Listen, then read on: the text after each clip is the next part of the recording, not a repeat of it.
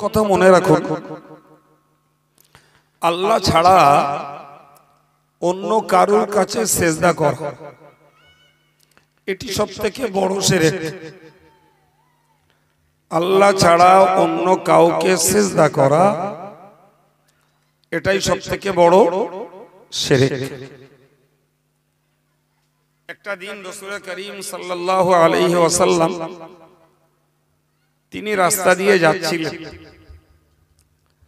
হঠাৎ করে দেখলেন একটা উট রাসূলের পায়ের কাছে তার মাথাটা নুইয়ে দিল। সাহাবারা দেখে হতবাক হলেন।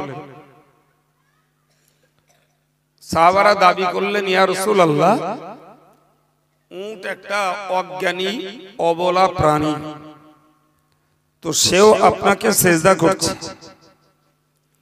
তো আপনি আমাদেরকে অনুমতি দিন, আমরাও আপনাকে সেজদা করব। এটি ছিল সাহাবায়ে কেরামদের আবদার। নবী বললেন, উবুদু রাব্বাকুম, তোমরা তোমাদের রবের ইবাদত করো।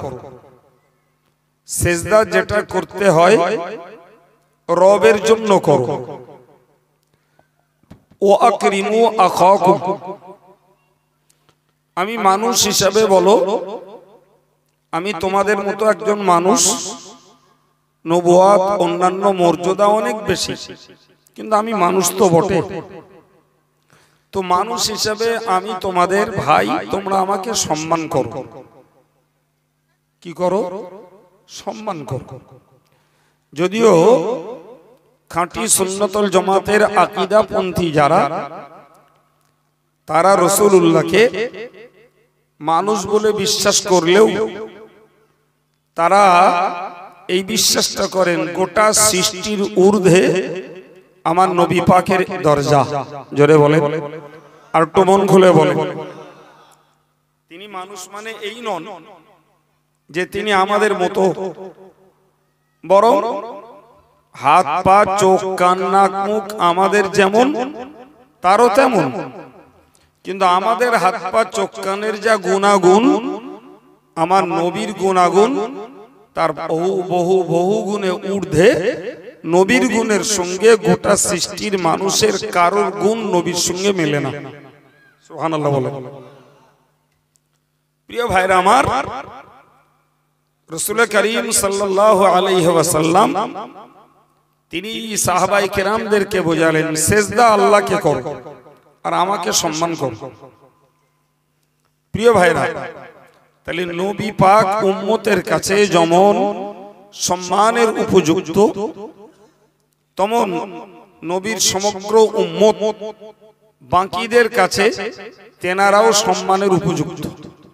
ধরুন একজন পীর সাহেব, একজন পীরজাদা, একজন মাওলানা, একজন মুফতি, একজন হাফেজ সাহেব, একজন হাজী সাহেব, এ শ্রেণীর মানুষগুলো তো সাধারণ ভাইদের তুলনায় সম্মানিত বলে আমরা সবাই মনে করি।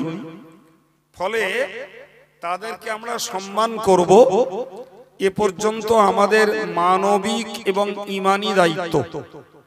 সুবহানাল্লাহ। মানবিক এবং ঈমানি দায়িত্ব যে একজন ভালো যোগ্যতা সম্পন্ন জ্ঞানী গুণী মানুষ, এমনকি জ্ঞান নেই কিন্তু লোকটা বয়স্ক, লোকটা কি বয়স্ক, তো এই বয়সের কারণেও ওই মানুষটার একটা সম্মান আছে। সুবহানাল্লাহ বলেন। জি, ওই বয়সের কারণেই লোকটার একটা সম্মান আছে। এমনকি নবী বলেছেন, বাল্লাম ইয়ারহাম সাগীরানা ওয়ালাম ইউআক্কির কাবীরানা ফালাইসা মিন্না। যারা ছোটদেরকে স্নেহ করে না আর বয়স্কদেরকে যারা সম্মান জানায় না, নবী বললেন এরা আমার উম্মতের আদর্শের বাইরে। কথা বোঝা গেল কি? তাহলে নবীর উম্মতের আদর্শ হলো বড়কে সম্মান করা, ছোটকে কি করা? স্নেহ করা। ফলে একজন বয়স্ক মানুষ, তিনি জ্ঞানী নাইবা হন, তো বয়সের কারণেও তার একটা মর্যাদা আছে, আছে না জি? তো আমি আপনাকে কি বোঝাতে যে কথা বললাম, যে আলেম হোক, হাফেজ হোক, মুফতি হোক, পীর সাহেব হোক, পীরজাদা হোক, এ শ্রেণীর মানুষগুলো আমাদের কাছে সম্মানের উপযুক্ত। কিন্তু তাই বলে কোন ব্যক্তির কাছে সেজদা করার সুযোগ, অনুমতি আমাদের আছে? আল্লাহ পাকের নবী বলেছেন, লাউ আমরু লি আহাদিন আন ইয়াসজুদা লি আহাদ, আমি যদি কাউকে হুকুম করতাম যে কাউকে সেজদা করা যাবে বা করবে, তাহলে লা আমারতুল মারাতা আন তাসজুদা লি যাওজিহা, আমি স্ত্রীদেরকে বলতাম তোমরা তোমাদের স্বামীকে সেজদা করো। আল্লাহু আকবার। তাহলে একটা স্ত্রীর কাছে স্বামীর কতখানি মর্যাদা, কত বোঝা যাচ্ছে কি? স্বামীর মর্যাদা কতখানি যে আল্লাহ ছাড়া কাউকে সেজদা করা যায় না।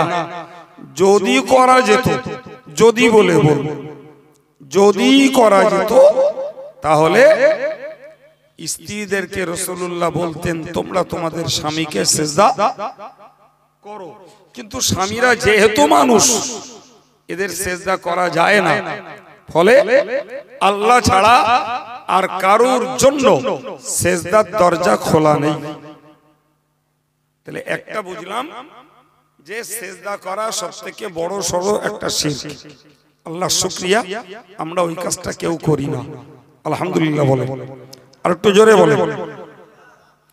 প্রিয় ভাইরা আমার, তবে আমার দেশের কিছু অপড়ুয়া অজ্ঞ মানুষ আছে, তারা বহাল তবিয়াতে জ্যান্ত পীরেরও সেজদা করছে, পীর না হোক পীর নামে পরিচিত তাদেরও সেজদা করছে, আর মরা পীরের কবরে যেও সেজদা করছে। হ্যাঁ ভাই, যদিও আমরা বিশ্বাস করি যারা প্রকৃত পীর তারা মরেও অমর, সুবহানাল্লাহ, এটা আমাদের আকীদা। কিন্তু তাকে তো দুনিয়া থেকে মরে তবে তো তাকে পরকালে যেতে হয়েছে নাকি? তিনি কবরে যে জীবিত ওটা ভিন্ন কথা, কিন্তু তাকে মরতে তো হয়েছে রে বাবা। না মরলে তার আমরা জ্যান্ত লোককে গোসল দিয়ে কাফন পরিয়ে জানাজা পড়িনি, এই পড়েছি কি? আর এই পড়তে পারবো না বলেই এই জন্য আল্লাহ মৃত্যুর স্বাদ সকলকে চাখান। আরে বাবু, এই গ্রামের একজন মানুষের ব্যাপারে যদি বলা হয় যে গ্রামবাসী ভাইরা আপনারা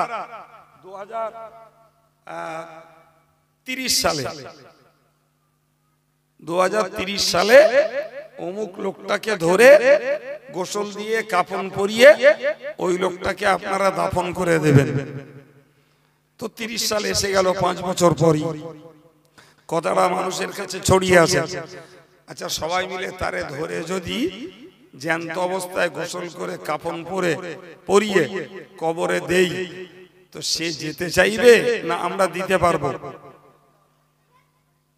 যেতেও চাইবে না, আর আমরাও। এই জন্যই আল্লাহ মৃত্যু নামীয় একটা শব্দ আমাদের সবার জন্য প্রয়োগ করে দেন। কথা বুঝে আসছে? এখন কিন্তু মানুষ আর রাখতে চাইবে না, কারণ রাখলে বাড়িওয়ালাদের বাড়ি ছাড়তে হবে, পাড়াওয়ালাদের পাড়া ছাড়তে হবে, ঠিক না বল? ও তো 3-4 দিন পর থেকে পচন গন্ধ বেরোবে, নাকি বলছেন? অতএব শরিয়াতের হুকুম, মারা গেছে তোমরা সুন্নত মোতাবেক তাকে গোসল করাও, কাফন পরাও, ইজ্জতের সঙ্গে জানাজা পড়ো এবং সৎ ব্যবহার আর দোয়ার মধ্য দিয়ে তাকে দাফন করে দাও। আমরা তাই করি। প্রিয় ভাইরা আমার, আমি আপনাকে বোঝাতে চাইছি যে এই যে সমস্ত লোকগুলো মসজিদ বাদ দিয়ে মাজারে যে সেজদা করে, আচ্ছা এরা কি সত্যি সত্যি বুদ্ধিমানের কাজ করছে? তাহলে আমরা মজলিসটায় যারা বসা আলহামদুলিল্লাহ মুজাদ্দিদে জামানের সিলসিলার আদর্শের মানুষ, এরা জ্যান্ত পীরকেও সেজদা করে না, আর মরা পীরের কবরে যেও সেজদা করে না। কিন্তু এমন অনেক নির্বোধ আছে এই কাজটা করে। নাকি ভুল বললাম আমি? ঠিক। সম্মানিত ভাইরা আমার, মনে রাখুন, দ্বিতীয় নম্বরের শিরক বলছি। দ্বিতীয় নম্বরের শিরক হলো আল্লাহ পাক যে গুণে গুণান্বিত, ওই গুণ আল্লাহ ছাড়া সৃষ্টির কারোর মধ্যে রয়েছে এই বিশ্বাস করার নাম হলো শিরক।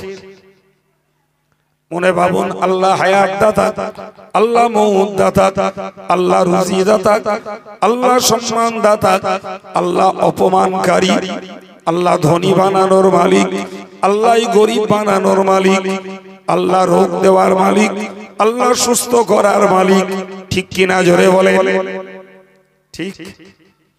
এখন যদি কেউ মনে করে যে অমুক ডাক্তারের ওষুধ খেয়ে আমার রোগ সেরে গেছে, অমুক হুজুরির তাবিজ নিয়ে আমার রোগ সেরে গেছে, কিংবা অমুক হুজুর আমার ঝাড়ফুঁক করিয়ে হলো তাতেই সেরে গেছে, ভাই, কিংবা কেউ যদি রুজি রেজেকের জন্য শরীয়ত বহির্ভূত কোনো পথ নেয় আর এদিকে মুখে বলে আল্লাহ আমার রুজির মালিক, ভাই, তাহলে এই লোকগুলো রুজির জন্য, হায়াতের জন্য, মৌতের জন্য, রোগ থেকে মুক্তির জন্য আল্লাহর ভরসাকে ত্যাগ করে, আল্লাহর উপরে আস্থাকে ত্যাগ করে দিয়ে ভিন্ন ব্যক্তিদের উপরে তাদের বিশ্বাসটা চলে আসছে।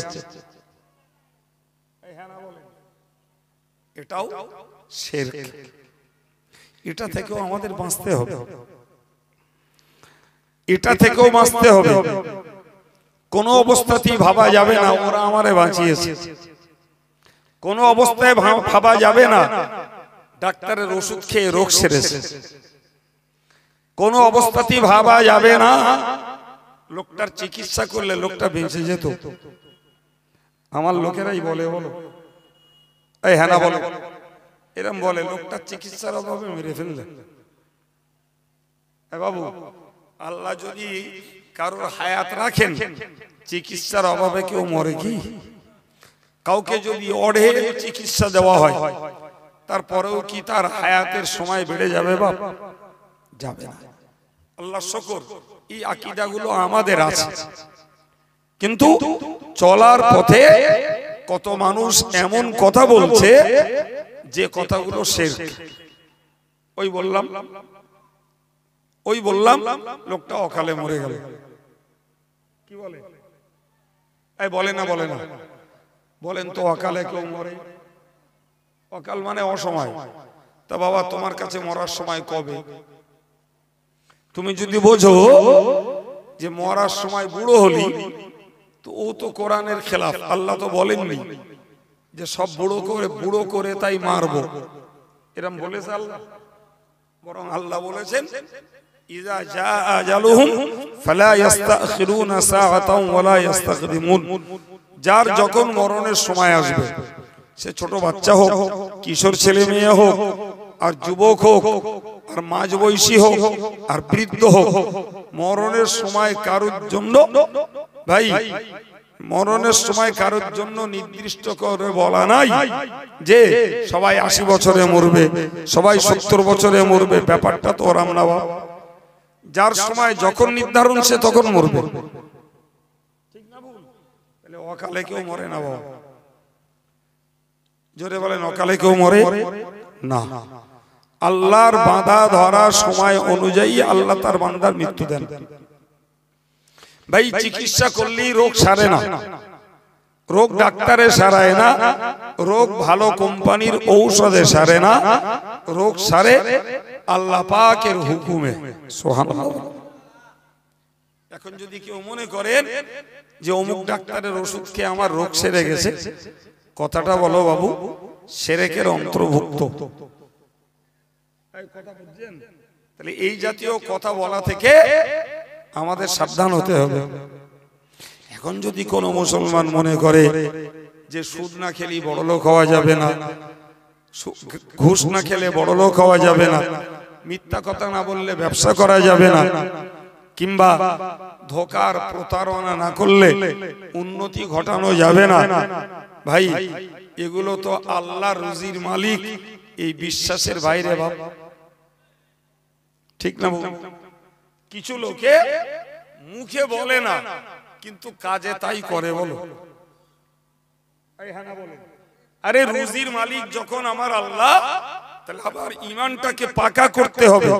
আমি চাষ করি আর ব্যবসা করি আর মজদুরি করি আর হাতের কোনো হস্তশিল্পের কাজ করি, ভাই আল্লাহ আমার রুজির মালিক, এই বৈধ পন্থাতেই আল্লাহ আমার রুজি দান করবেন, বলুন ইনশাআল্লাহ। ঠিক না ভুল? জোরে বলেন। ওর নাম ঈমান।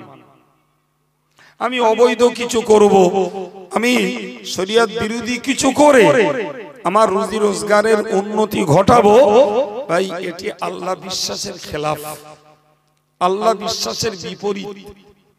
হয়তো আমরা মুখে বলি না কিন্তু আমাদের কাজ প্রমাণ করছে যে আমরা মুখে বলছি আল্লাহ রুজির মালিক, মুখে বলছি আল্লাহ রিজিকের মালিক, অথচ আমার কাজ বলছে আল্লাহর প্রতি আমার বিশ্বাসের ঘাটতি, ফলে আমি আল্লাহর নিষেধের বিষয়গুলি অবলম্বন করে আমার রুজি রোজগারের ডেভেলপ করার চেষ্টা করছি। করা যাবে না বাবা। 3 নম্বর বলছি, মনে রাখুন। 3 নম্বর শিরক হলো আর রিয়াউল খাফি, যাকে বাংলায় বলা যায় জি আর রিয়া, গোপন। গোপন শিরক হলো আর শিরকুল খাফি আর রিয়া। গোপন শিরক হলো লোক দেখানো কাজ করা, একদম সোজা কথা। আমি ওয়াজ করছি আপনাদের মনোরঞ্জনের জন্য, এটাও শিরক। আপনি নামাজ পড়ছেন মানুষকে খুশি করার জন্য, আপনি দান করছেন মানুষের কাছে সম্মান কুড়াবার জন্য, কিংবা আপনি একটা গরিব মানুষকে একবার খেতে দিচ্ছেন তার কাছে বাবা কুড়াবার জন্য। আপনি একটা মসজিদ করলেন লোকের কাছে সম্মান কুড়াবার জন্য, একটা মাদ্রাসা করলেন মানুষের কাছে যশ খ্যাতির জন্য। এই জাতীয় যাবতীয় কাজ যেগুলি আল্লাহর সন্তুষ্টি ব্যতীত অন্য কোন নামের জন্য করা হয়, ওগুলো সব, জোরে বলে কি বলেছি, সব শিরক। ফলে আমরা একবার সুবহানাল্লাহ বলি, সেটা আল্লাহর সন্তুষ্টির জন্য বলবো। নামাজ পড়ছি আল্লাহর সন্তুষ্টির জন্যই পড়বো, জি ইনশাআল্লাহ রোজা রাখবো, সেটাও আল্লাহর সন্তুষ্টির জন্য রাখবো। মাদ্রাসা চালাচ্ছি আল্লাহকে খুশি করার জন্যই চালাবো। এখন আমরা ওয়াজ শুনতে বসেছি আল্লাহ সন্তুষ্ট হোক, এই জন্যই আমরা এই কষ্ট করে মজলিসটাতে বসে আছি। তাই বক্তা হই, শ্রোতা হই, কর্তৃপক্ষ হই, সবার নিয়ত থাকতে হবে কাকে খুশি করা? আল্লাহকে। নাম নয়, যশ নয়, খ্যাতি নয়, অর্থ সম্পদ নয়, যে কাজ হবে শুধু আল্লাহকে খুশি করার জন্য। আমি হই, আমারও একই নিয়ম, আপনারা হন, আপনাদের একই নিয়ম। দোষ যদি আমার হয় তাহলে তাতে আমি শাস্তি পাবো, আপনার হলেও আপনি শাস্তি পাবেন। আমি শুরু থেকে এই কথাগুলো বুঝিয়েছি। আমরা জানি না এজন্য বলিনি বাবা, আমরা জানি, তবে ভোলা মন তো মাঝে মাঝে ভুলে যাই। একটু কলাই হলে আবার একটু চাঙ্গা হয়, জি ভোলা কথাটা মনে ওঠে। আবার আমরা শিরক থেকে বাঁচার মতো মনোবৃত্তিটা তৈরি করতে পারি। সুবহানাল্লাহ বলো। ছেলেরা, জওয়ানেরা, পর্দার মায়েরা, কারা কতটা মনোযোগ দিয়ে শুনছেন তেনারা জানেন। তো আমি আপনাকে বলেছি, একটা হলো শিরকে আকবার, বড় শিরক, সেটি হলো আল্লাহ ছাড়া অন্য কারোর ইবাদত করা। কথা ক্লিয়ার? দ্বিতীয়ত, আল্লাহ পাক যে গুণের অধিকারী ওই গুণ আল্লাহ ছাড়া অন্য কারোর মধ্যে রয়েছে এরকম বিশ্বাস করা, এটাও শেখ। 3 নম্বর হলো আল্লাহর সন্তুষ্টি ছাড়া দুনিয়ার নাম যশ খ্যাতি বা দুনিয়ার কোনো স্বার্থে ধর্মের কাজ করাটাও শিরক। কথা বোঝা গেছে? তো এই কথাগুলো লোকমান হাকিম তার বেটাকে বললেন। সম্মানিত ভাইরা আমার, মাঝখানে কিছু কথা কোরআনে রয়েছে যেগুলো আমার সাবজেক্টের বাইরে বলে আমি সেগুলো আলোচনা করছি না। লোকমান হাকিম দ্বিতীয় কথায় বেটাকে লক্ষ্য করে বলেছিলেন, ইয়া বুনাইয়া আকিমিস সালাতা, ও বাবা ছেলে নামাজ কায়েম করো বাবা। কি করো ভাই? লোকমান হাকিম আমার নবীর জমানার আগের লোক, বোঝা গেল কথা? তো সেই জমানার মানুষ লোকমান হাকিম তার বেটাকে তিনি নামাজ পড়তে আদেশ করছেন মরণ শয্যায়। তাহলে প্রমাণ হইতে হচ্ছে যে ওই যুগেও নামাজ ছিল। আর একটু মন খুলে বলে, এমনকি পৃথিবীর বিগত দিনের নবীরা, আমার নবীর পূর্বের যারা নবী তেনারাও নামাজ পড়তেন। সুবহানাল্লাহ। যে রাতে বাবা নামাজ ফরজ হয়েছে, আমরা ওয়াজ নসিহতে শুনে আছি, ওই রাতটাকে বলা হয় মেয়ারাজের রাত। কি গো শুনিনি বাবু? শুনেছি। ওই রাতেই আল্লাহ 50 ওয়াক্ত নামাজ ফরজ করেছিলেন। নবী মুসার আবেদনে আমার রাসূল 5 বার আল্লাহর কাছে দরবার করে 45 ওয়াক্ত নামাজ কমিয়ে দিলেন আল্লাহ, থাকলো 5 ওয়াক্ত। আমার আল্লাহ নবীকে বলে দিলেন, যাও তোমার উম্মতদেরকে বলো খামসুন ইয়া খামসুন, যারা এই 5 বারের নামাজ পড়বে আমি আল্লাহ তাদের 50 বারের সওয়াব দেব। আর একটু মহব্বত করে আমার আল্লাহ কোরআনে বলেছেন, মান জাবিল হাসানাতি ফালাহু আশরু আমসালিহা। মহান আল্লাহ পাকে নবী বলেন, মান জাবিল হাসানাত, যারা যে কোনো একটা নেকির কাজ করবে আমি আল্লাহ ওই একটা নেকির কাজের বিনিময়ে 10 গুণ নেকি তাকে দান করব। আলহামদুলিল্লাহ। তাহলে একটা রোজা রাখলে 10টা রোজা সওয়াব আল্লাহ। আর এই আয়াতের ভিত্তিতেই এই বক্তারা বলে, শোনেন না, 1 টাকা দান করলে 10 টাকা আল্লাহ দেবে। ওটা বলো শুধু দানের জন্য না বাবা।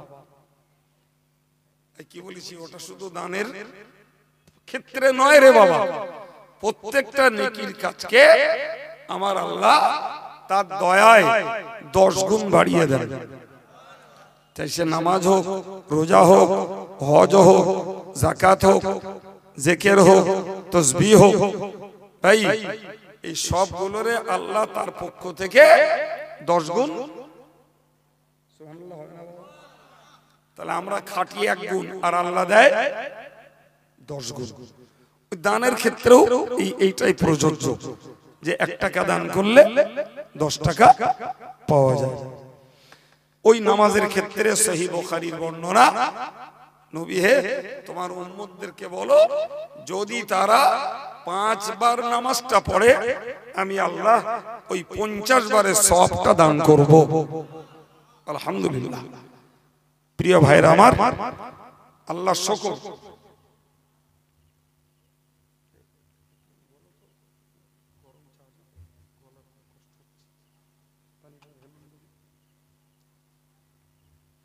কবার বাবা?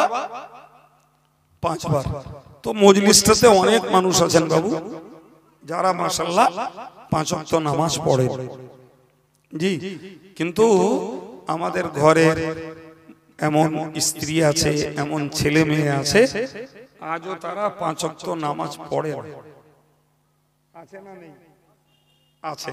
আচ্ছা, লোকমান হাকিম যদি মরণ শয্যায় শায়িত হয়ে তিনি বেটাকে নামাজ পড়ার কথা আদেশ করেন, বাবু আমরা চাঙ্গা, আমরা খেটে খুঁটে আমাদের ছেলে বউ বৌমা এদের খাবার, এদের পোশাক, এদের রোগের চিকিৎসা, এদের জন্য ঘর বাড়ি সব আমরা আমাদের মেহনতের ভিতর দিয়েই পরিষেবাটা দিয়ে যাচ্ছি, ঠিক না ভুল? ঠিক না বাবা? আচ্ছা, যে ছেলেটাকে আমি খাওয়াচ্ছি, পড়াচ্ছি, তার রোগ হলে চিকিৎসা করছি, যে মেয়েটাকে, যে স্ত্রীটাকে আমি খাওয়া পড়া তার যাবতীয় পরিষেবা দিচ্ছি, তা আমি একবার নিজের দায়িত্ব পালনের জন্য বউ বাচ্চাদের বলতে পারবো না যে তোমরা 5 ওয়াক্ত নামাজটা পড়ো? কি বলছেন? একটু কথা বলবেন আমার সঙ্গে। কিন্তু বাস্তবটা একটু খোঁজ নিয়ে দেখেন দিন যে এই দায়িত্বটা কড়া অভিভাবক ছেলে মেয়েদের জন্য পালন করে। বাবা,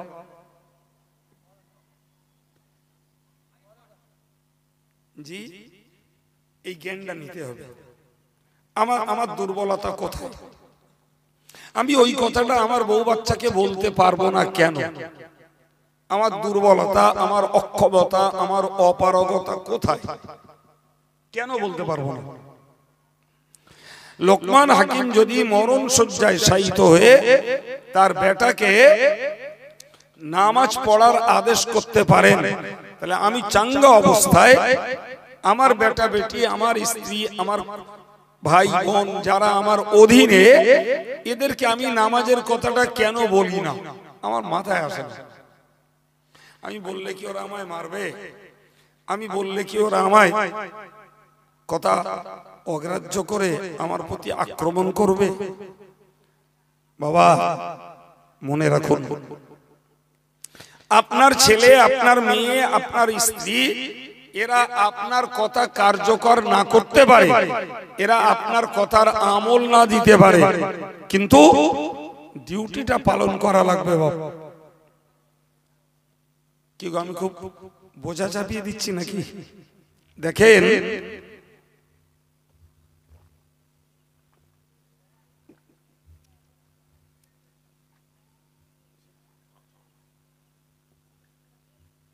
দেখেন, নবী আদমের ছেলে কেনান, নবী আদমের ছেলে কাবিল, নবী আদমের ছেলে কাবিল, সে তার আব্বার কথা নেয়নি। আমার দিকে মন দেন, জি, তার আব্বার কথা নেয়নি। নবী নূহের স্ত্রী, স্বামীর কথা নেয়নি। নবী লুতের স্ত্রী, স্বামীর কথা নেয়নি। নবী ইব্রাহিম আলাইহিস সালামের বাপ চাচারা, বেটার কথা নেয়নি। নবী মুহাম্মদুর রাসূলুল্লাহ সাল্লাল্লাহু আলাইহি ওয়াসাল্লামের নিজের চাচা আর চাচাতো ভাইরা আমার নবীর কথা নেয়নি। কথা বোঝা গেল? কিন্তু আশ্চর্য যেটা, সেটা হলো কিয়ামতের দিনে যখন বিচার হবে বাবু, তা আল্লাহ নবী আদম, নবী নূহ, নবী ইব্রাহিম, নবী মুহাম্মদুর রাসূলুল্লাহ সাল্লাল্লাহু আলাইহি ওয়াসাল্লাম কাউকে আল্লাহ কৈফিয়ত করবেন না। চিল্লা সুবহানাল্লাহ বলেন, আর একটু মন খুলে বলেন। আল্লাহ আদমকে বলবেন না তোমার বেটা কাবিল কেন হেদায়েত হয়নি। নবী নূহ লূতকে বলবেন না তোমাদের স্ত্রীরা কেন জাহান্নামে গেল। আমার রাসূলকে আল্লাহ বলবেন না যে তোমার চাচাতো ভাইরা কেন ঈমানের কলেমা পড়িনি। নবী ইব্রাহিমকে আল্লাহ বলবেন না যে তোমার বাপ চাচারা কেন ঈমানদার হয়নি। সুবহানাল্লাহ বলেন। কৈফিয়তটা এই জন্যই করবেন না যে আমার আল্লাহ জানেন যে আমার নবীরা তাদের ছেলে, বিবি, ভাই, চাচা কিংবা চাচাতো ভাই, এদেরকে হেদায়েতের জন্য পরিপূর্ণ চেষ্টা করেছে। সুবহানাল্লাহ।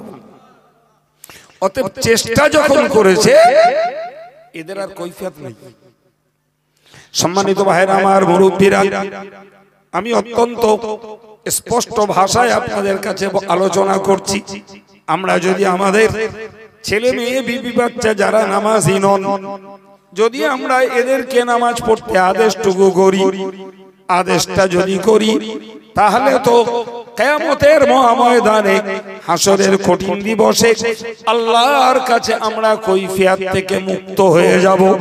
জোরে বলেন, আর একটু মন খুলে বলেন। এরপরে যদি আমার বিবি বাচ্চা যারা বেনামাজি, এরা যদি নামাজটা ধরে নেয় তারাও সওয়াব পাবে, আমিও পাবো। যদি নামাজ তারা আদায় না করে তারা গুনাহগার হবে, আমি আল্লাহর কাছে দায় মুক্ত হয়ে যাব।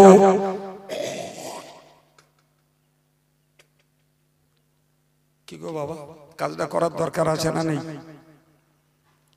কি বলছেন জি?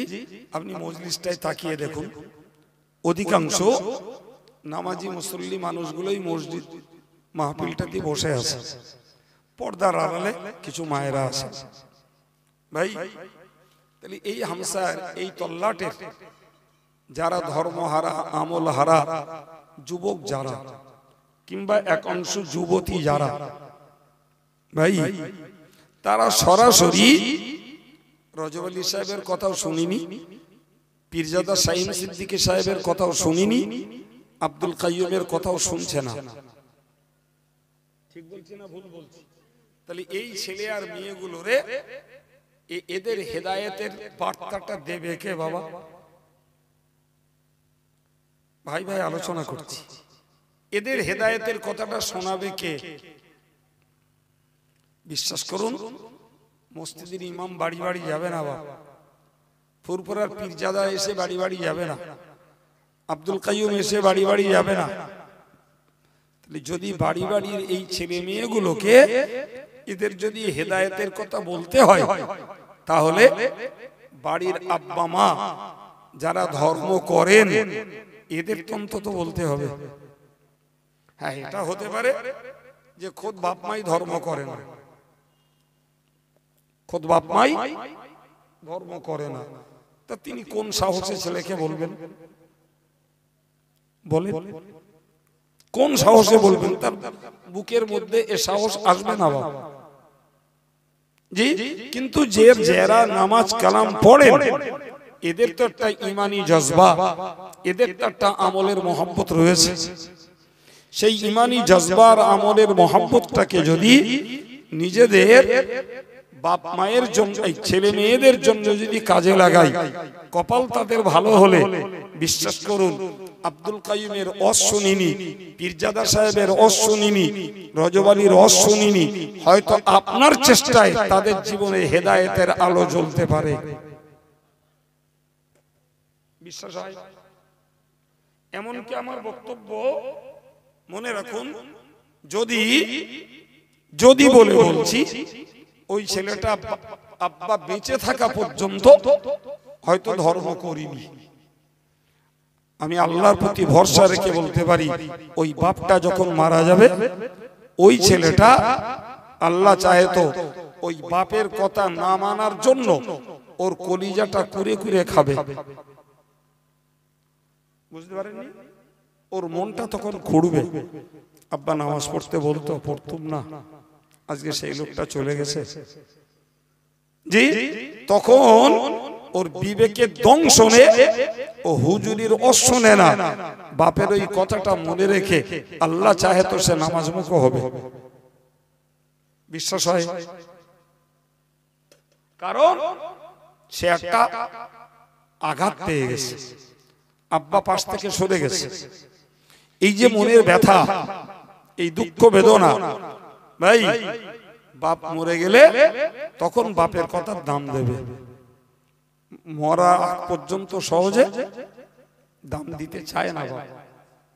আমরা গ্রাম বাংলায় বলি না যে মানুষ দাঁত থাকতে দাঁতের মর্যাদা বোঝে না, যখন পড়ে যায় তখন বুঝতে পারে যে এখন আর হাড় তো খাওয়া দূরের কথা, গোস্তটাও আর ছেড়া যাচ্ছে না।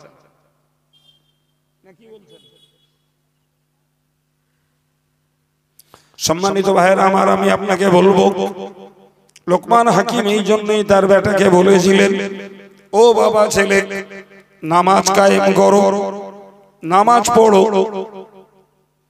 প্রিয় ভাইরা আমার, আমি আপনাকে একটা আয়াত শুধু তুলে ধরছি। আমার আল্লাহ কোরআন শরীফে বলেছেন, ওয়া'মুর আহলাকা বিস-সালাতি ওয়াসতাবির আলাইহা লা নাসআলুকা রিজকান নাহনু নারযুকুক। আমার আল্লাহ নবীকে বললেন, ওগো নবী, তুমি তোমার পরিবার পরিজনকে নামাজ পড়তে আদেশ করো। একবার জোরে বলা যাবে না সুবহানাল্লাহ? আল্লাহু আকবার। তাহলে শুধু নির্দেশটা আমাদের প্রতি নয়, বরং আল্লাহ আমার নবীকে আদেশ করলেন যে তোমার পরিবার পরিজনকে নামাজ পড়তে আদেশ করো। আশ্চর্য ব্যাপার। ওগো ভাইরা আমার, বাবাজিরা, একটু ভেবে বলুন না কেন নবীকে যদি তার পরিবারকে নামাজ পড়তে আদেশ করতে হয়, তাহলে আমাদের পরিবারের অবস্থাটা কি আমাদের একটু পর্যবেক্ষণ করার দরকার আছে না নাই?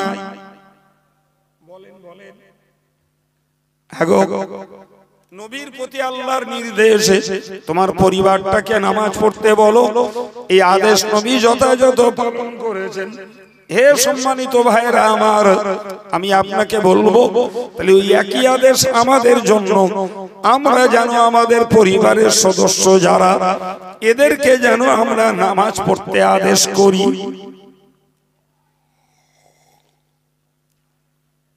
আল্লাহ তার নবীকে আরো বললেন অস্তবির আলাইহা, নবী তোমার পরিবারকে বলো নামাজ পড়তে গেলে যে কষ্টটা হয় ওর জন্য যেন ধৈর্য ধরে। সুবহানাল্লাহ। তবে অন্য আয়াত পাকে আল্লাহ বলেছেন ওয়া ইন্নাহা লাকাবীরাতুন ইল্লা আলাল খাশিঈন। আমার আল্লাহ কোরআন পাকে ব্যক্ত করেছেন ওয়া ইন্নাহা লাকাবীরা, নামাজ খুব গুরুতর বিষয়, নামাজ খুব গুরুতর বিষয়। ইল্লা আলাল খাশিঈন, তবে যারা আল্লাহরে ভয় করে তাদের জন্য নামাজ গুরুতর নয়।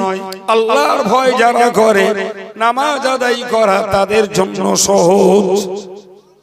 আর একটু জোরে বলেন, আল্লাহর ভয় যাদের হৃদয়ে নেই তাদের জন্য নামাজ কঠিন, আর আল্লাহর ভয় যাদের হৃদয়ে আছে তাদের জন্য নামাজ সহজ। সুবহানাল্লাহ।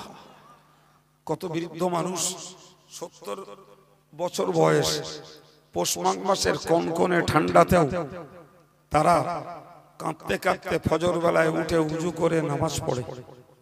আবার অনেকে আছেন গুটি গুটি পায়ে মসজিদে এসে জমাত ধরে। হ্যাঁ না বলেন জি। আবার 20, 22, 25 বছরের একদম টকবগে ফুটন্ত যুবক, সে ফজরের আজান কানে ঢুকছে, নতুন করে জাপটা করে লেপ মুড়ি দিচ্ছে। এর লাগছে শীতের ভয়, আর ওই নামাজি মানুষটার লাগছে আল্লাহর ভয়। ঠিক না ভুল? জি।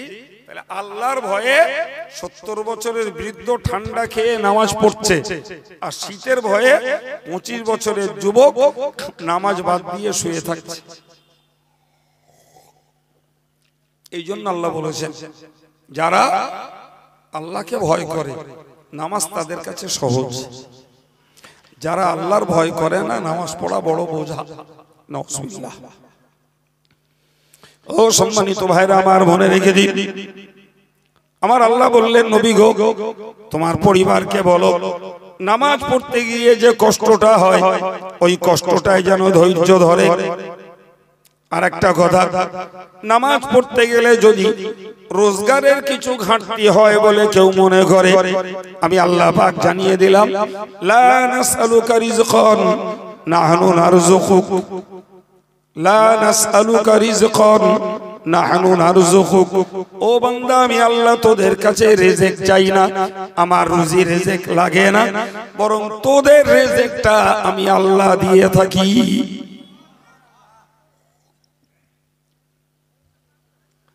তোদের রিজিক যখন আমি দেই, তাহলে তোরা রিজিক কমে যাবে, রোজগার কমে যাবে, এই ভয়ে তোরা নামাজ ত্যাগ করিস কেন বাবা?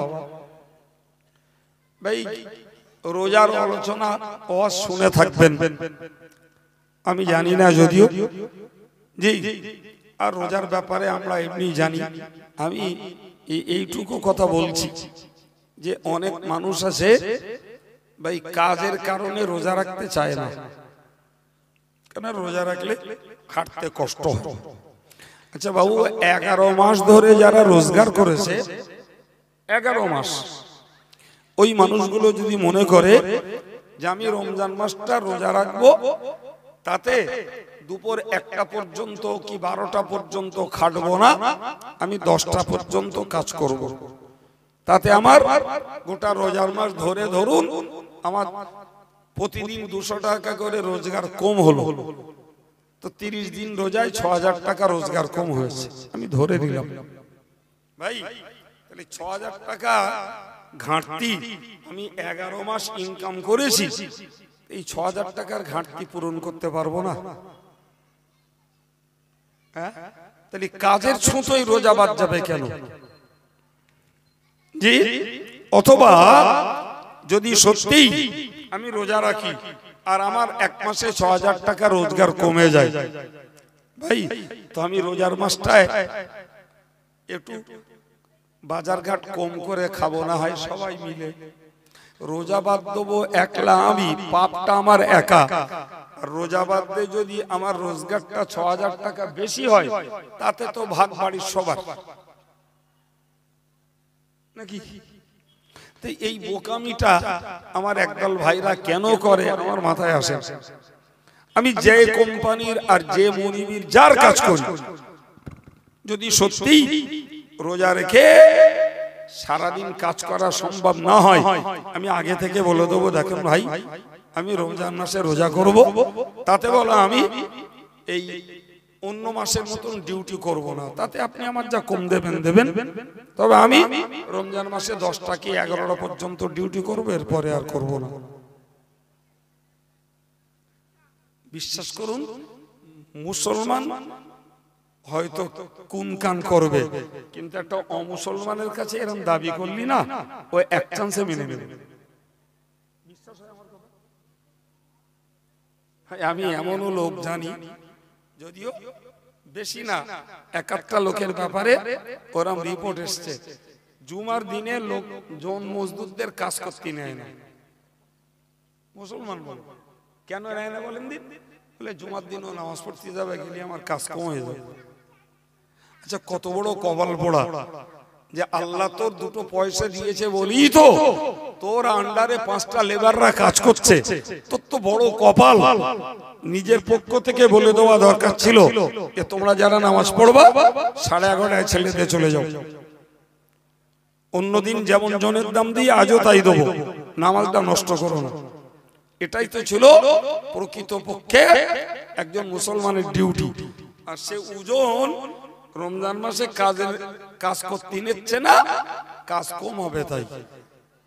তার মানে কি, ও নিজেও পড়ে না, আর ওই লেবাররা যদি পড়ে তো ওদেরও দেবে না পড়তে। আমার কাজ ক্ষতি করে তুমি নামাজ পড়বা?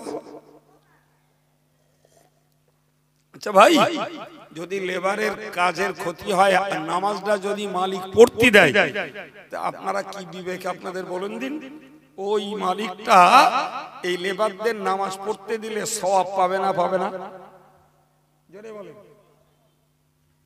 আল্লাহ পাক নবী বলেছেন, আদাল্লু আলাল খাইরি কাফাইলিহি, হুজুর বলেছেন যারা ভালো কাজ করতে অন্যকে সাহায্য করে, ভালো কাজ যারা করবে তারা যেমন সওয়াব পাবে, যিনি কাজ করবেন তিনি যেমন সওয়াব পাবেন, যে লোকটা সহযোগিতা করবে আল্লাহ পাক তাকেও তেমন সওয়াব দান করবেন। প্রিয় ভাইরা আমার, আমি এই ব্যাপারে আর কথা বাড়াচ্ছি না। আমি কোরআনের এই কথাগুলো তুলে তুলে আপনাদের বা আমাদের এই জ্ঞানটুকু কাজে লাগাতে আবেদন রেখেছি। প্রথমত যে 3 প্রকারের শিরক থেকে আমাদের বাঁচা লাগবে। দ্বিতীয়ত বাচ্চা কাচ্চা বউ এদেরকে নামাজ পড়তে আদেশ করা লাগবে। হযরত লোকমান হাকিম তার বেটাকে 3 নম্বরে বলছিলেন, ওয়ামুর বিল মারুফ, ও বাবা ছেলে, ও বাবা ছেলে, যতদিন বাঁচবে বাবা মানুষকে সৎ কাজের আদেশ করবে। ভাই নিজে যদি সৎ কাজ করা যায় তাহলে অন্য কেউ সৎ কাজের কথা বলা যায়, ঠিক না ভুল? লোকমান হাকিম তার বেটাকে বললেন, বাবা তুমি মানুষকে সৎ কাজের আদেশ করবে, এটাও তোমার ডিউটি। ভাই বাস্তব অবস্থা বলছি, সৎ কাজের আদেশ করা তবুও সহজ সহজ না। আমি আপনাদেরকে বললাম বাবা নামাজ পড়েন, রোজা রাখেন, জিকির করেন, তাসবিহ পড়েন, দান সদকা করেন, কোরআন তেলাওয়াত করেন, দরুদ শরীফ পড়েন, সুবহানাল্লাহ পড়েন, আলহামদুলিল্লাহ পড়েন, আল্লাহু আকবার পড়েন, লা ইলাহা ইল্লাল্লাহর আমল করেন, তো আপনারা মাশাআল্লাহ যদি করেন আপনাদের লাভ, আমি আপনাদের পরামর্শ দিলাম, আমারও লাভ। আর যদি কেউ না করেন তো না করলেন, তাই বলে তিনি আমার উপরে চড়াও হবে না, আমার নামে গাল দেবে না, আমার নামে সমালোচনা করবে না, আমার শত্রুও হবে না। বলেছি করিনি, কিন্তু লোকমান হাকিম তার বেটাকে বললেন ওয়ানাহানিল মুনকার, ও বাবা ছেলে সৎ কাজের আদেশটাও করবে, অসৎ কাজের নিষেধটাও করবে। বলে এইটা বলো কঠিন বাবা, এটা কি অসতের নিষেধটা? এই জোরে বলেন, সহজ না কঠিন? মারাত্মক কঠিন। ও ইমাম করলেও, ইমাম সাহেব যদি অসৎ কাজের নিষেধ করে তারও একদল লোক ছেড়ে যাবে না। আমি আব্দুল কাইয়ুম যদি অসৎ কাজের নিষেধ করি আমারও ছেড়ে দেবে না। কোন পীরজাদা যদি অন্যায় কাজের নিষেধ করে ও তার নামেও সমালোচনা আছে না? নেই? ওরে বাবা যারা এই রাজনীতি করে, এ পীরজাদা ওই দলে, ও পীরজাদা ওই দলে, এ ওরে ধুয়ে দিচ্ছে, ও ওরে ধুয়ে দিচ্ছে। এই হ্যাঁ না বলেন? আমি চোখে আঙুল দিয়ে দেখিয়ে দিতে পারি। জি, লোকমান হাকিম তার বেটাকে অন্যায় কাজের নিষেধ করতে বলে নিশ্চিত বেটাটাকে বিপদের দিকে ঠেলে দিলেন।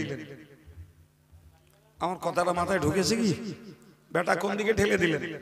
তুই অন্যায় কাজের নিষেধ করলে লোকে গাল দেবে, লোকে সমালোচনা করবে, লোকে শত্রুতা করবে, লোকে হিংসা করবে। এ বাবা করবে না, করবে না, বেশি দূরে যেতে হবে না বাবা। এই ভাই ভাই কথা বলছি তো, এটা নিজেদের বাড়ির একটা কথা আলোচনা করি। আমি যদিও এলাকার খবর ভালো রাখিনি, তবুও মুসলিম সমাজের মূল খবরটা তো রাখি, সেই ভিত্তিতে বলছি। আচ্ছা বলুন দিন, আমরা আজকের এই মজলিস থেকে পাক্কা নিয়ত করে নেব, একটা নিয়ত, যে আমাদের ঘরের বউ মেয়েদের আমরা এই মার্কেটে আর বাজার করতে যাত দেবো না। সেলের মার্কেট হোক আর ঈদের মার্কেট হোক, আর ঘরের বউ আর মেয়েদের বিয়ে বাড়ি আর যেতে দেবো না। এই দুটো সিদ্ধান্ত নেন। বউডারে আর মেয়েডারে বলবো বিয়ে বাড়ি যাওয়া হবে না, আর বলবো এই শাড়ি চুড়ি কিনতে তোমাদের মার্কেটে যাওয়া হবে না, আমরা কিনে এনে দেব। এই দুটো কথা বলে দেখেন দিন, বউ মেয়ের সঙ্গে মুখ কালাকালি হয় কিনা। একটু ঝেঁকে বলেন, হবে না? তাহলে অতি প্রমাণ হচ্ছে যে আমার বউ তারে নিষেধ করছে হারাম কাজে, সে মানে না। আমার মেয়ে কোরআনের হারামে তাকে নিষেধ করছি, তুই যাস না, সে আমার কথা মানে না। আমার বউমা, আমি তাকে নিষেধ করছি, সে আমার কথা বুড়ি আঙুল দিয়ে ঠেকিয়ে দিল। তোমার মতন শ্বশুরির মানি না গো, আমি যাবো সেলের মার্কেটে, তোমার কি?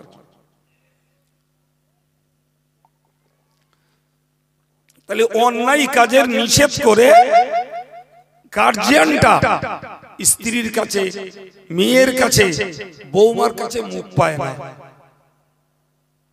বাবা এখন আমি একটা বাইরের লোক, আমি পরিবারের কেউ নই, আমি এই জাতিটাকে সামনে বলবো যে বাবা আপনারা সুদ খাবেন না, মিথ্যা কথা বলবেন না, গাল দেবেন না, চুরি চামারি করবেন না, কেউ ধোঁকাবাজি করবেন না, মিথ্যা বলে ব্যবসা করবেন না, তাস খেলবেন না, জুয়া খেলবেন না, কেউ আপনারা জেনা ব্যভিচারের ধারে যাবেন না, কেউ পীরের দরবারে যে মাথা ঠুকবেন না, পীরের দরবারে মান্নত করবেন না, লটারি খেলবেন না।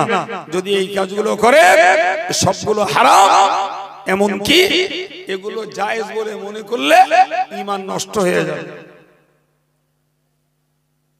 কাবির সাহেবের নামে কাল সকালবেলা তসবিনের চার দোকানে বসবে, কাবির সাহেবের 7 পুরুষ উদ্ধার করে দেবে। বলে আমরা লটারি খেলি আর আমরা গান শুনি আর আমরা বউরে মাজারে যাই, ও লোকের অজনি দুনিয়ার আর লোকের পেছনে খোঁচা কেন? কি বলছেন? কথা বলেন, কথা বলে। তাহলে অন্যায় কাজের নিষেধ স্বামী স্ত্রীকে করছে মানে না, আব্বা মেয়েকে করছে মানে না, শ্বশুর বৌমাকে করছে মানে না। এই হচ্ছে বর্তমান মুসলিম সমাজের ধর্ম করার এক অংশের হাল। ঠিক না ভুল? ঠিক। লোকমান হাকিম তার বেটাকে বললেন, বাবা সৎ কাজের আদেশ করবে আর অন্যায় অসৎ কাজে নিষেধ করবে। আমি আপনাদেরকে ওয়াজ শোনাচ্ছি। আরে বাবা, ইমাম সাহেবের জায়গাটা বড়, ইমাম সাহেবের জায়গা গ্রামময়। আমি আব্দুল কাইয়ুম বক্তা, আমার জায়গাটা ওর থেকে আরো অনেক বড়। এই হ্যাঁ না বলেন জি। কিন্তু আমরা যারা সাধারণ ভাই, আমাদের জায়গা এত বড় না তো বাপ, আমাদের জায়গা ছোট। তার মানে আমার সংসারটাই যে কজন, আমি ওই কজনকে ভালো কাজের আদেশ করব আর ওই কজনকে মন্দ কাজের নিষেধ করব। কি বাবু, কোরআন থেকে এই দায়িত্বটা আমাদের নিতে হবে না? হবে না? কি বলছেন? তাতে বউ রাগ করলো না, মেয়ে রাগ করলো না, বৌমা রাগ করলো, ও দেখতে গেলেই তো আমি আল্লাহর কাছে আমি ধরা খেয়ে যাব। আমার আল্লাহ লোকমান হাকিমের কথাটাকে কোরআনে উল্লেখ করে দিয়েছেন।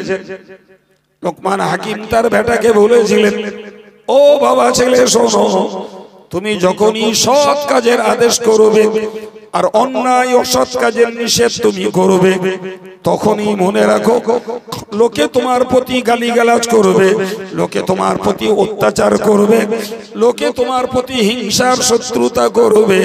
অসবির আলা মা আসাবাক, যত বিপদ আসুক তোমায় ধৈর্য ধরা লাগবে। যত বিপদ আসুক, কি বলছেন বলেন? ধৈর্য ধরা লাগবে। এখন যদি আমি স্বামী হিসাবে বউডারে বেপরদায় ঘুরতে মানা করি, ছেলের মার্কেটে যেতে যদি মানা করি, বিয়ে বাড়ি যদি যেতে মানা করি, তাতে যদি স্ত্রী দুর্ব্যবহার করে, ধৈর্য ধরতে হবে। মেয়েটা যদি মুখ কালাকালি করে, ধৈর্য ধরতে হবে। জি, বৌমা যদি শ্বশুর শাশুড়ির উপরে মুখ ঝালাঝালি করে, ওটাও সহ্য করতে হবে। করে তাদেরকে সৎ কাজের আদেশটা করা লাগবে এবং অন্যায় কাজের বাধাটা নিষেধটা করা লাগবে। বাবা, শুধু শুধু এই মঞ্চে বসে হুজুর ওয়াজ করলেই এ সমাজ 16 আনা সোজা হবে না বাবা।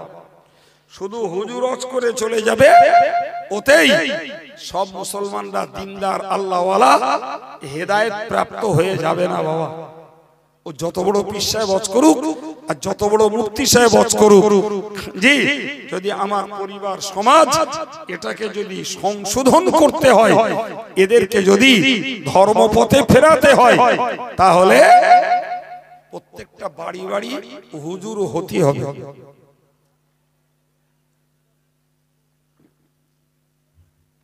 কি বলেছি বাপ? এই কোথায় হুজুর হতে বলেছি?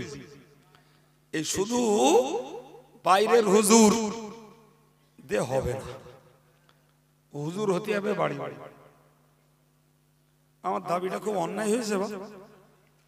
বিশ্বাস করুন, আমি আল্লাহর প্রতি ভরসা রেখে বলছি, সমাজের অভিভাবকরা এরা যদি নিজের পরিবারের সদস্যগুলোর দিকে তাকিয়ে এদেরকে যদি ধার্মিক বানানোর জন্য একটু বাবা বাছা করে একটু বলে কয়ে একবারের জায়গায় 5 বার যদি ছেলে মেয়ে বউ বাচ্চাগুলোকে যদি বলতো, আমার বিশ্বাস এরকম ভাড়াটিয়া হুজুরদের তুলনায় ওই বাড়ির বাপ মার কথাই অনেক ছেলে মেয়ে শুধরে যেত।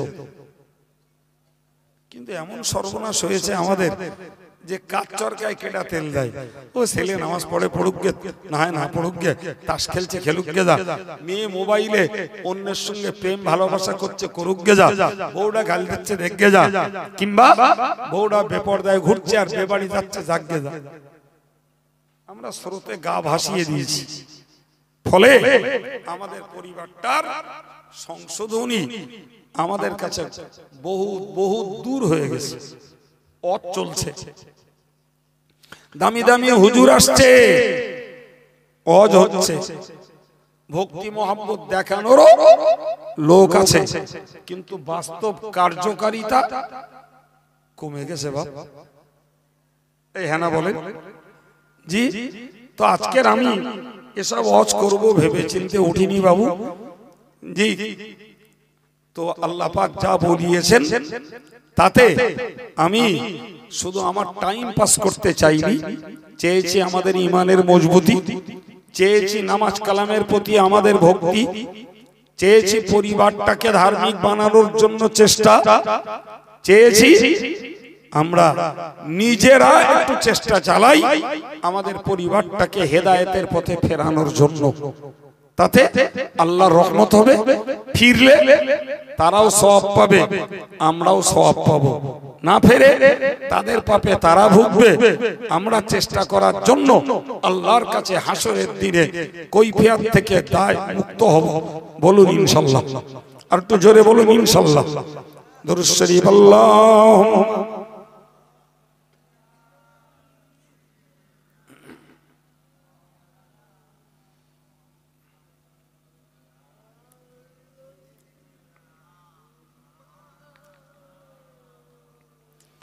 সম্মানিত ভাইরা আমার, আমি একটানা 1 ঘন্টা 10 মিনিট ধরে আপনাদের কাছে কিছু জ্ঞানের কথা শেয়ার করেছি।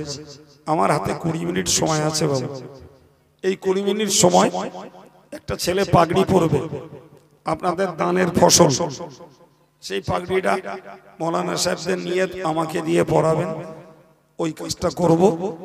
আর বিগত কয়েক বছর আপনাদের কাছে যখন যেমন আলোচনা আল্লাহ কোরআন করি, তারপরে মাদ্রাসার পরিচালন ব্যবস্থা সহযোগিতায় আপনাদের কাছে একটু দান চাই, আর আপনারাও দেন। তো আমি এই কমিউনিটির জন্য, এরপরে অন্য বক্তা মৌলানা আসবেন, তিনি ওয়াজ করবেন। এই কমিউনিটির জন্য আপনাদের কাছে দাবি রাখছি 1000 টাকা, 500 টাকা, 200 টাকা, 100 টাকা নগদ কিংবা ওয়াদা, যিনি যেমনটি পারেন ভাই, সব মিলিয়ে 20 মিনিট সময় আপনাদের কাছে চাচ্ছি। তারপরে আবার আপনারা ওয়াজ শুনতে পাবেন। একটু মেহেরবানি করে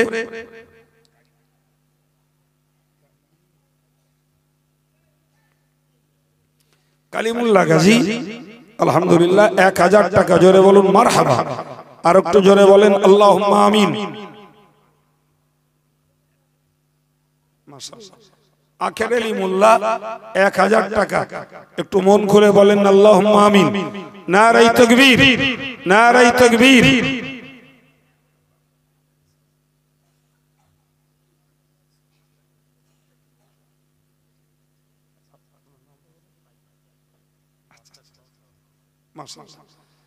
শ্রদ্ধেয় আলহাজ আইয়ুব আলী মোল্লা সাহেব, তিনি মাদ্রাসার সহ সভাপতি। তার আব্বা এই তারিখে ইন্তেকাল করেছিলেন, তো সে আব্বার সবরেসানির জন্য তিনি 5000 টাকা দেবেন। জোরে বলুন মারহাবা। আমার স্নেহভাজন আব্দুল সাত্তার,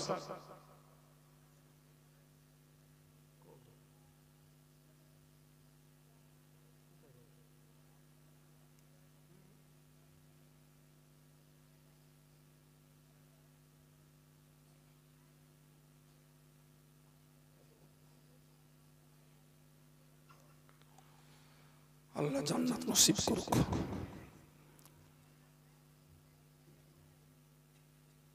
আমিনুর ভাই নগদ 500 টাকা দিয়েছে, আল্লাহ কবুল করুন, বলুন আমিন। নারায়ে তাকবীর। ইমরান লস্কর 1000 টাকা, বলুন মারহাবা। আর একটু জোরে বলেন আল্লাহুম্মা আমিন। নারায়ে তাকবীর। আসেন বাবা, আসেন, সময়টা বাঁচান, একটু আসুন। অনেক মানুষ দেন, আগে তো মনে হচ্ছে কালেকশন দেয়, কেউ নেইনি। জি 200 দেন, 100 দেন, নগদ যতটুকু পারেন দেন, বাকি যতটুকু পারেন ওয়াদা রাখুন। একটু বলুন, একটু বলুন, আর একটু উঠে আসুন। আমার পরে আর কালেকশন কেউ করবে না বাবা।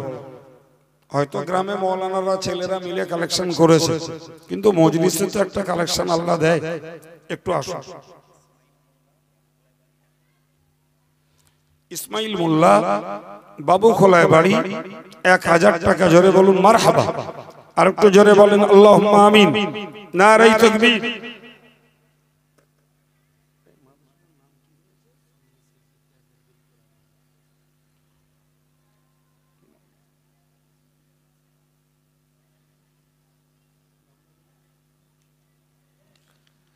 নুরশাদ মোল্লা মুরব্বী, গত বছর 500 টাকা প্রতিশ্রুতি রেখেছিলেন, উনি সেইটাকে শোধ করেছেন, আল্লাহ কবুল করুন, জোরে বলুন আমিন।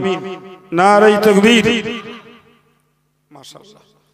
একটু বলেন বাবা, ভাবনা চিন্তা আমরি করার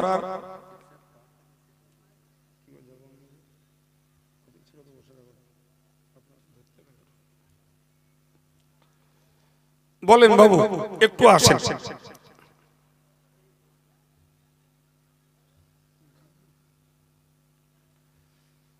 ভাই আমার এই প্রিয় যুবকটি 3000 টাকা, নিজামউদ্দিন, জোরে বলুন মারহাবা।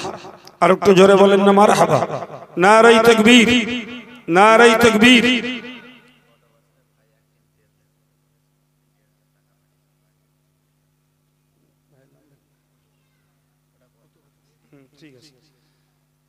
আমার একজন প্রিয় ভাই কুতুবউদ্দিন গত বছর 1500 টাকার তেলের জন্য তিনি ওয়াদা করেছিলেন, একদিন তেল দেবেন, সেই সুবাদে তিনি 1500 টাকা শোধ করেছেন, আল্লাহ আমিন।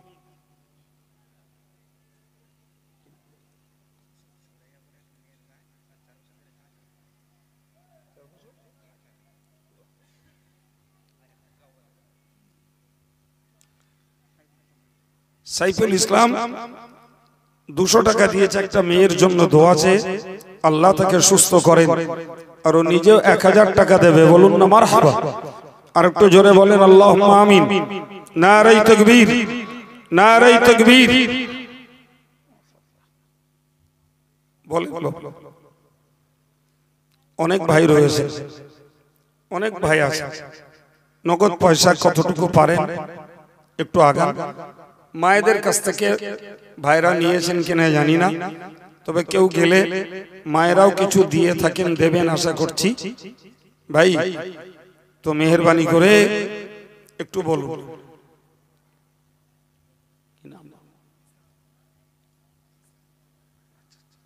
ইসাহাক একটা দিনদার যুবক ছেলে, নগদ 500 টাকা দিয়েছে, আল্লাহ কবুল করুন, বলুন আমিন।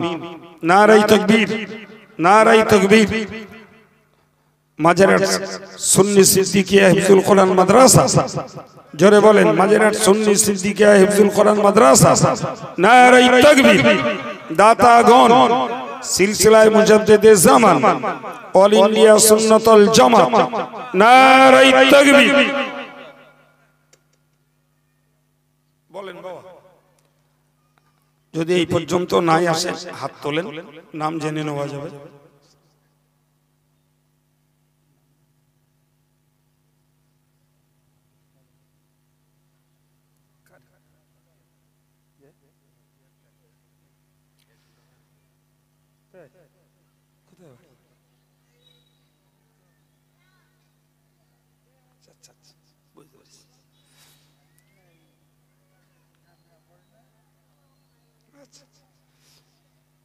আমাদের হিজবুল্লাহ ভার বেই রাম আলাজ মতিয়ার কারিগর, তিনি এক টিন তেল দেবেন, জোরে বলুন মারহাবা।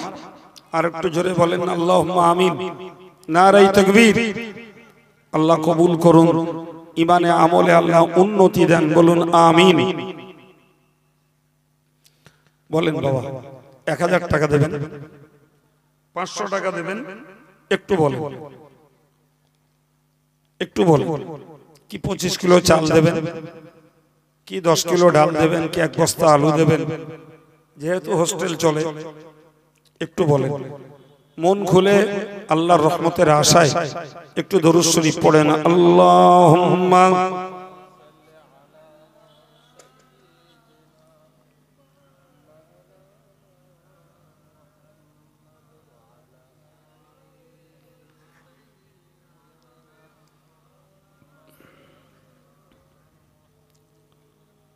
কোথায় আছো গো আরব রবি, হাবিবি নবী পয়গম্বর, তোমা বিহনে এহেন জগত দিবসে হইল অন্ধকার। আল্লাহুম্মা সাল্লি আলা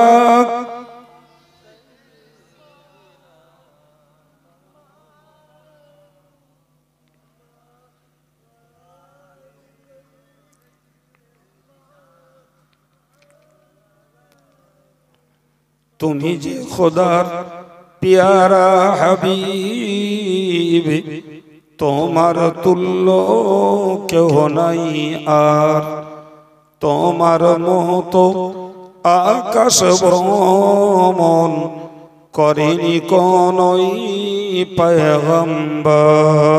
আল্লাহুম্মা সাল্লি আলা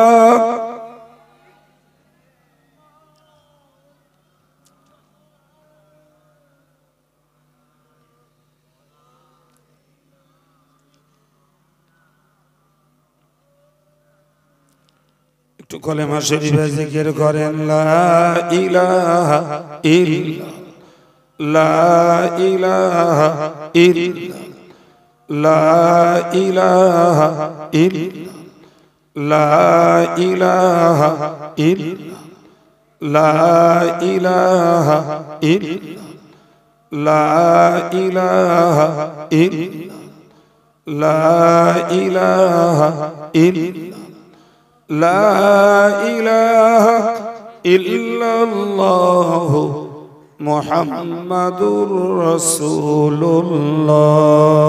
আল্লাহুম্মা সাল্লি আলা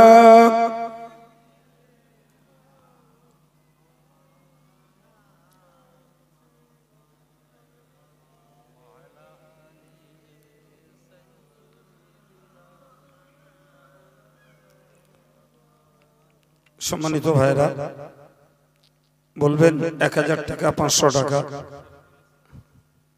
শরীফুল ইসলাম 500 টাকা, জোরে বলুন মারহাবা। আল্লাহ কবুল করুন, বলুন আমিন। আল্লাহ দানের বিনিময় দাতাদের মুর্দাগুলোর জন্য সদকায়ে জারিয়া।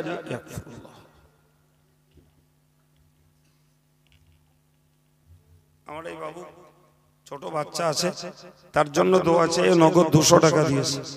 আল্লাহ কবুল করুন, বলুন আমিন। নারায়ে তাকবীর, নারায়ে তাকবীর। আল্লাহ দাতাদের দান মঞ্জুর করে দাতাদেরকেও সওয়াব দেন। এদের মুর্দা যারা আল্লাহ তাদের জন্য দানগুলোকে সাদকায়ে জারিয়া হিসাবে মঞ্জুর করেন, বলুন আমিন। নারায়ে তাকবীর। বলেন বাবা। অন্যান্য বছর একটু খেদমত করি, তো এবারে যেন দেখছি দানের পরিমাণটা তুলনামূলক কম। কেন জানি না। আমি তো আগের দিনেও অন্য বছরেও যেমন বলি এবার তেমনটাই বলেছি। আমার তো চাওয়ার ধাঁচ পাল্টাই নেই। হয়তো বা আগে থেকে আপনারা দান করে ফেলেছেন, সেই জন্য হয়তো আমি সামনে থেকে কম দেখছি। তারপরেও হতাশ না হয়ে আপনাদের কাছে দাবি রাখছি, 1000 পারেন, 500 পারেন, বা কোনো হোস্টেল চালানোর জন্য কোনো মাল সামান দিতে পারেন, একটু বলেন। পিছিয়ে যান না। নগদ পয়সার পরিমাণ অনেককে দেখেছি যারা 100 টাকা 50 টাকা 20 টাকা দেন। তো মেহেরবানি করে কোরআনের খিদমতে কোরআনটাকে জিন্দা রাখার জন্য একটু আগে আসুন না বাবা। যে পর্দার মায়েরা যারা আছেন, আপনাদের যদি দান করা হয়ে থাকে আলহামদুলিল্লাহ, যদি না করা থাকে তাহলে কিছু পয়সা আপনারাও সহযোগিতা করুন, কিছু পয়সা আপনারাও সহযোগিতা করুন। জানেন এটা দানের প্রতিষ্ঠান, ফলে আমাদেরই কোরআন ও দানের বিনিময়ে এই সুন্দর প্রতিষ্ঠানটি চলে।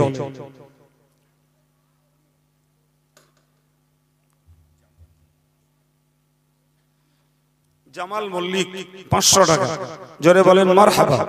আর একটু জোরে বলেন আল্লাহুম্মা আমিন।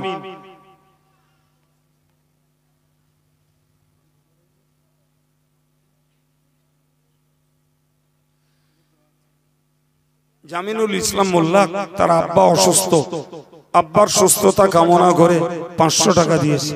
আল্লাহ বেটার দানকে কবুল করে কোরআনের শেফা তার আব্বার নসিবে আল্লাহ মঞ্জুর করেন, বলুন আমিন। আর একটু মোহাম্মত করে বলেন আল্লাহুম্মা আমিন। নারে তাকবীর, নারে তাকবীর। দাতাগণ, মাঝেরহাট সুন্নি সিদ্দিকিয়া হিফজুল কোরআন মাদ্রাসা, মাঝেরহাট সুন্নি সিদ্দিকিয়া হিফজুল কোরআন মাদ্রাসা, নারে তাকবীর।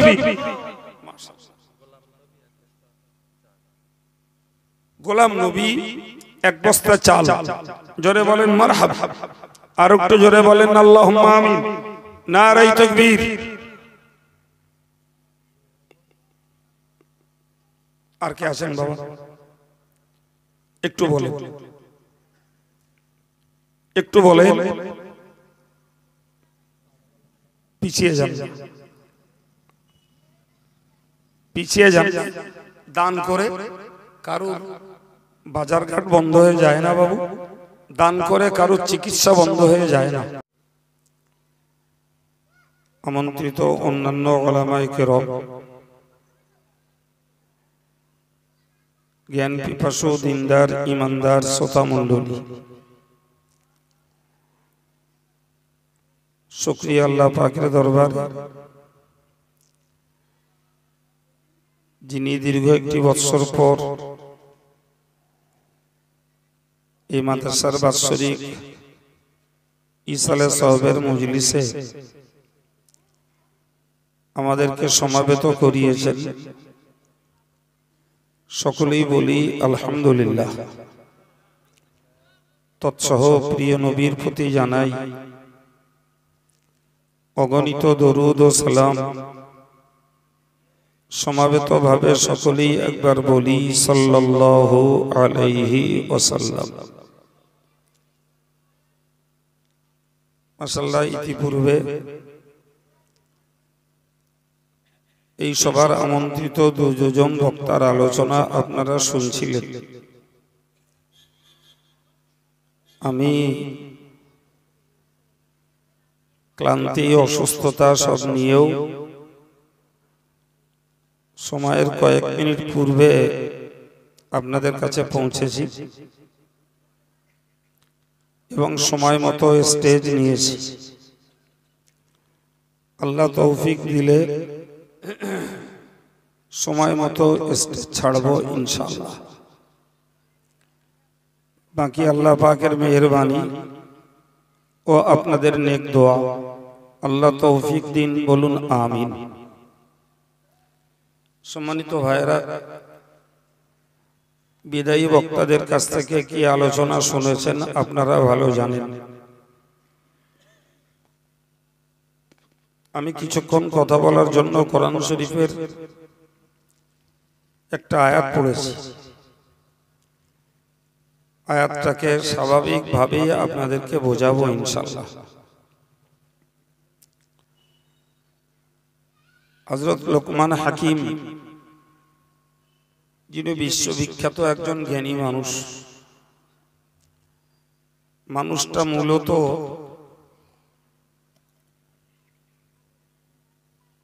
একজন ছাগল চারক রাখাল। এবং তিনি একজন মনিবের অধীনস্থ গোলাম ছিলেন। আর সেই মনিবেরই ছাগল তিনি চড়াতেন।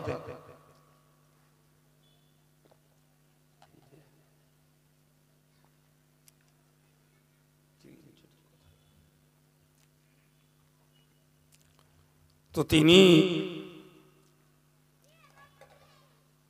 ওই মাঠে অন্যান্য রাখালরাও ছাগল চড়াতো। সবাই ছাগলগুলোকে ছেড়ে দিয়ে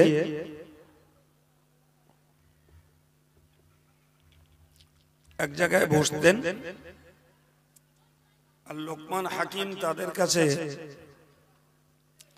অনেক অনেক জ্ঞানের কথা বলতেন। আল্লাহ পাক তার কথাগুলোকে পছন্দ করে তার নামে কোরআন শরীফে একটি সূরা দান করেছেন। জোরে বলুন সুবহানাল্লাহ। সূরাটির নাম দিয়েছেন সূরা লোকমান। কোরআন শরীফের 21 পারাতে সূরাটি উল্লিখিত রয়েছে। তো ওই মানুষটি যখন ইন্তেকাল করছিলেন, কিতাবে এসেছে যারা সজ্ঞানে মারা যায় এদের উচিত নিজের পরবর্তী প্রজন্ম, বিবি বাচ্চাদের জন্য কিছু ওসিয়ত করে যাওয়া। ওসিয়ত হলো অন্তিম উপদেশ। তো কিছু ওসিয়ত যদি করে যাওয়া যায় আর সেই ওসিয়ত মতো তার আলা ওলাদেরা যদি আমল করে,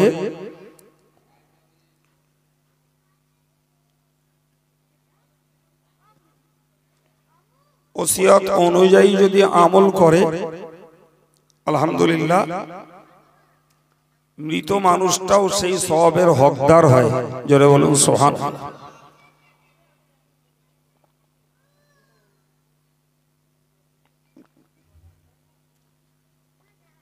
তো হযরত লোকমান হাকিম তিনি মরণ শয্যায় শায়িত, সজ্ঞানে ছিলেন। নিজের বেটাকে ডেকে বললেন, ইয়া বুনাইয়া, ওগো বাবা ছেলে, লা তুশরিক বিল্লাহ, আল্লাহর সঙ্গে কাউকে শরীক করো না, আল্লাহর অংশীদার কাউকে বানিও না। আমরা কথাটা নতুন শুনছি তা নয়, এ জাতীয় কথা আমরা বিভিন্ন সময় বিভিন্ন বক্তা হুজুরদের কাছ থেকে আমরা শুনে থাকি। আমি আপনাকে সেই শোনা কথাটুকু শুরু করে একটু আনুষঙ্গিক ছোট্ট দুটো বার্তা কথা বলছি। ভাই